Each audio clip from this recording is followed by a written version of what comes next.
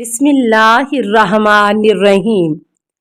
السلام علیکہ یا صاحب العصر والزمان۔ اور بات واضح ہو جائے، شاگرد مثال کے طور پر دو نمونے ذکر کرتا ہوں۔ نمبر 1، قرآن نے بعض مقامات پر انسان کی قدر و منزلت کو اتنا بڑھایا ہے کہ اس نے کہا ہے فَإِذَا سَوَيْتُهُ فَنَفَخْتُ فِيهِ مِنْ رُوحِي فَقَعُوا لَهُ سَاجِدِينَ۔ پس جب میں اسے برابر کر لوں اور اس میں اپنی روح پھونک دوں تو تم لوگ سجدہ ریز ہو جانا۔ لیکن بعض آیتوں میں قرآن نے اس طرح انسانوں کے مقام کو پست بتایا ہے کہ جانوروں کو بھی ان سے بلند مقام دیا ہے، جیسا کہ ہم سورہ انعام میں پڑھتے ہیں وَلَقَدْ ذَرَأْنَا لِجَهَنَّمَ كَثِيرًا مِنَ الْجِنِّ وَالْإِنسِ لَهُمْ قُلُوبٌ لَا يَفْقَهُونَ بِهَا وَلَهُمْ أَعْيُنٌ لَا يُبْصِرُونَ بِهَا وَلَهُمْ آذَانٌ لَا يَسْمَعُونَ بِهَا أُولَئِكَ كَالْأَنْعَامِ بَلْ هُمْ أَضَلُّ أُولَئِكَ هُمُ الْغَافِلُونَ۔ اور بالتحقیق ہم نے بہت سے جنوں انس کے گروہوں کو جہنم کے لیے پیدا کیا ہے۔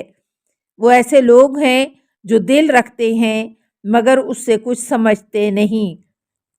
یہ لوگ چوپائے بلکہ اس سے بھی بدترین، اور وہی لوگ غافل ہیں۔ استاد، ان دونوں آیتوں کے درمیان کسی طرح کا کوئی تضاد نہیں ہے، بلکہ ان دونوں آیتوں نے انسانوں کو دو گروہوں میں بانٹ دیا ہے، اچھے برے۔ جو لوگ اچھے ہیں وہ اتنے زیادہ مقرب بارگاہ ہیں کہ اللہ ان کے سامنے اپنے فرشتوں کو سجدے کا حکم دیتا ہے، مگر ان کے علاوہ کچھ ایسے لوگ بھی ہیں جو جانوروں سے بھی بدتر ہیں اور عقل جیسی گراں بہا نعمت کی موجودگی میں چوپایوں جیسی حرکت کرتے ہیں۔ لہٰذا اس بنا پر جو پہلی آیت میں انسانوں کی اتنی قدر و منزلت بیان کی گئی ہے وہ مثبت استعداد رکھنے والوں کی بات ہے، جو اپنی عقل کو صحیح طور پر کار فرما کر کے سعادت و بلند سے بلند ترین مقامات پر پہنچ جاتے ہیں۔ اور دوسری آیت ان لوگوں سے متعلق ہے جو اپنے اندر مشہور شہوتوں سے متاثر ہو جاتے ہیں، جو اپنے اندر اتنی ساری صلاحیتوں اور خصوصیتوں کے باوجود خود کو آزاد چھوڑ دیتے ہیں اور چوپایوں کے طور طریقے اپنا لیتے ہیں۔ شاگرد، میں آپ کے قانع کنندہ بیان کا بہت شکر گزار ہوں۔ اگر آپ اجازت دیں تو دوسرا نمونہ بھی پیش کروں۔ استاد: کہو، کوئی بات نہیں۔ سورہ نساء کی 3 آیت میں ہم پڑھتے ہیں فَانكِحُوا مَا طَابَ لَكُم مِّنَ النِّسَاءِ مَثْنَىٰ وَثُلَاثَ وَرُبَاعَ فَإِنْ خِفْتُمْ أَلَّا تَعْدِلُوا فَوَاحِدَةً۔ پس پاک عورتوں سے نکاح کرو، 2 کے ساتھ، 3 کے ساتھ یا 4 کے ساتھ، لیکن اگر تمہیں اس بات کا خوف ہو کہ تم عدالت نہیں کر پاؤ گے تو ایک سے نکاح کرو۔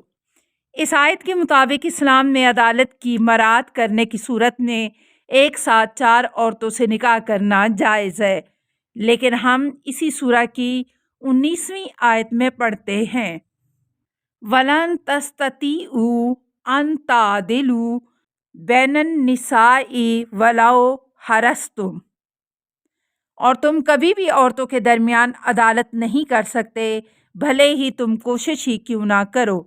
لہٰذا پہلی آیت کے مطابق کئی بیویاں رکھنا جائز ہے، البتہ بشرطِ عدالت، مگر دوسری آیت کے مطابق چونکہ متعدد بیویوں کے درمیان عدالت ممکن ہی نہیں ہے، لہٰذا ان دونوں آیتوں کے درمیان ایک طرح کا اختلاف پایا جاتا ہے۔ استاد، اتفاق سے یہی بات امام جعفر صادق علیہ السلام کے زمانے میں منکرین خدا جیسے ابن ابی الاوجاع جیسے لوگوں کی جانب سے اٹھائی گئی تھی۔ حشام بن حکم نے امام سے اس اعتراض کا جواب حاصل کیا اور ان اعتراض کرنے والوں کو اس کا جواب دیا۔ وہ جواب یہ ہے۔ پہلی آیت میں عدالت سے مراد رفتار و کردار میں انصاف کرنا ہے، یعنی تمام بیویوں کے حقوق برابر ہیں اور انسان سب سے ظاہراً ایک جیسا برتاؤ کرے۔ لیکن دوسری آیت میں عدالت سے مراد قلبی لگاؤ اور محبت میں عدالت قائم کرنا ہے، جو ناممکن سی بات ہے۔ لہٰذا ان دونوں آیتوں میں تضاد نہیں ہے۔ اگر کوئی ظاہری طور پر اپنی باتوں اور اپنے کردار سے چار بیویوں کے درمیان عدالت قائم کر سکتا ہے، لیکن محبت اور دلی لگاؤ میں عدالت کی رعایت نہ کر سکے تو اس کے لیے چار بیویوں کا رکھنا جائز ہوگا۔ شاگرد: ہم ان دونوں آیتوں میں کیوں عدالت کے دو معنی مراد لیں جبکہ عدالت کے ایک ہی معنی ہوتے ہیں؟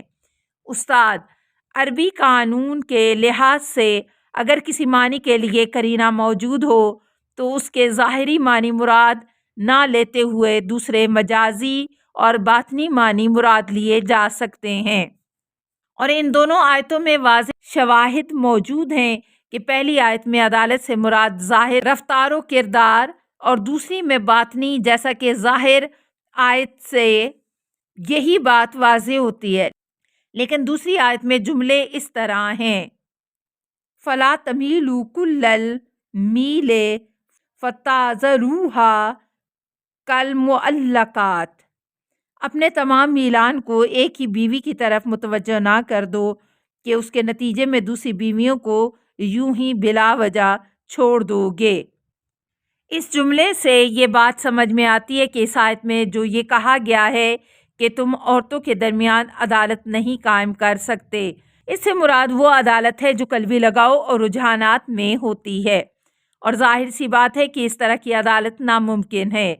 یعنی کوئی شخص اگر چار بیویوں کا شوہر ہوگا تو یہ نہیں ہو سکتا کہ وہ چاروں کو ایک مقدار میں چاہے اور ان سب سے برابر کی محبت کرے۔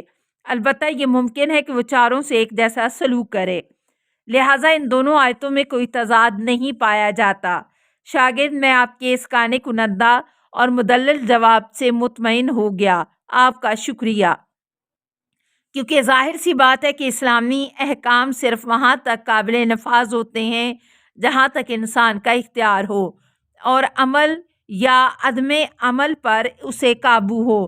جہاں تک محبت اور دلی تعلق کا سوال ہے تو یہ ایک اضطراری عمل ہے اور اس کا تعلق احساساتی پہلوؤں سے ہوتا ہے، اور انسان اپنے احساس اور قلبی محسوسات پر قادر نہیں ہوتا۔ لہٰذا اسلام میں چار بیویوں کے درمیان ظاہری طور پر عدالت کا لحاظ رکھنے کی تاکید کی گئی ہے، کیونکہ اس طرح فساد اور لڑائی کا امکان پایا جاتا ہے۔ امام زمانہ اجل اللہ فرجہم اور آپ کے مخصوص 313 ناصروں کے متعلق ایک مناظرہ۔ اشارہ: مختلف روایتوں کے فرق کے ساتھ یہ روایت نقل ہوئی ہے کہ امام کے وہ اصحاب جو ظہور کے وقت خانہ کعبہ میں آپ کے ہاتھوں پر بیعت کریں گے، جب دنیا میں آ جائیں گے تو امام ظہور کریں گے اور انہی کے انتظار میں ہیں۔ وہ اپنے زمانے کے پہلے انسان ہوں گے جو اپنے امام کے ہاتھوں پر بیعت کریں گے۔ ان کی بیعت امام کے ظہور کے ساتھ ہی ہوگی اور امام کے علم بردار ہوں گے اور پوری زمین پر حضرت حجت کی طرف سے منصوب شدہ حاکم ہوں گے۔ اب آپ اسی کے سلسلے میں درج ذیل مناظرے پر توجہ فرمائیں۔ جستجوگر: براہ کرم مجھے امام زمانہ علیہ السلام کے 313 اصحاب کے متعلق وارد ہونے والی حدیث بتائیں۔ محقق: یہ حدیث مختلف الفاظ میں نقل ہوئی ہے۔ یہ کوئی ایک حدیث نہیں ہے بلکہ دسیوں حدیث ہیں جو سب کی سب امام کے 313 اصحاب کے بارے میں منقول ہوئی ہیں۔ ان کے نقل کی تعداد اتنی زیادہ ہے کہ تواتر معنوی کی حد تک پہنچ چکی ہے۔ امام زمانہ جل اللہ تعالی فرج الشریف کے ظہور کے وقت 313 افراد کا ان سے ملحق ہونا اس قدر مشہور ہے کہ جس کی شہرت سے اس کا علم پیدا ہو جاتا ہے اور یہ بات ممکن ہو جاتی ہے کہ اتنے سارے لوگوں نے جھوٹ بول کر اسے نقل کیا ہو اور اس حدیث کے لیے اتنی بڑی سازش رچی ہو۔ السلام علیکہ یا صاحب العصر والزمان، الامان الامان الامان من فتن الزمان، السلام علیکہ یا خلیفۃ الرحمن، السلام علیکہ یا امام الانس والجان، السلام علیکہ یا مظہر الایمان، السلام علیکہ یا شریک القرآن، السلام علیکہ یا قاطع البرہان، السلام علیکہ یا امام زماننا ھذا اجل اللہ فرجک وسہل اللہ مخرجک وظہورک، السلام علیکہ ورحمۃ اللہ۔ اللہم صلی علی محمد و آل محمد۔